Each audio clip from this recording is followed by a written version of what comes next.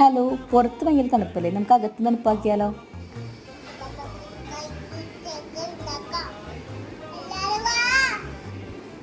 അപ്പോൾ ഇന്നത്തെ ഇൻട്രോ എൻ്റെ മോളാണ് കേട്ടോ പറഞ്ഞേക്കുന്നത്.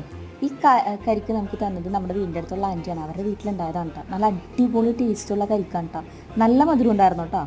ഇതിന് നമുക്ക് കരിക്കിൻ്റെ വെള്ളവും കാമ്പും സെപ്പറേറ്റ് ആയിട്ട് വെക്കാം കേട്ടോ.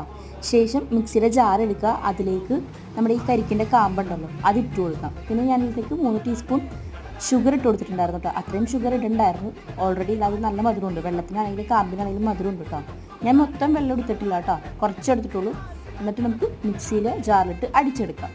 ഇത് ഒരുപാട് പേസ്റ്റ് ആയാലും കുഴപ്പമില്ല കേട്ടോ. ചെറുതായിട്ട് കടിക്കാൻ കിട്ടിയാൽ അതും ടേസ്റ്റ് തന്നെയാണ്. ഇതേ അടിച്ചെടുത്തിട്ടുണ്ട്. ശേഷം നമുക്ക് കട്ടിയുള്ള പാലായിരുന്നു വേണ്ടത്. നമുക്ക് പക്ഷേ കട്ടിപ്പാൽ കിട്ടിയില്ല കേട്ടോ.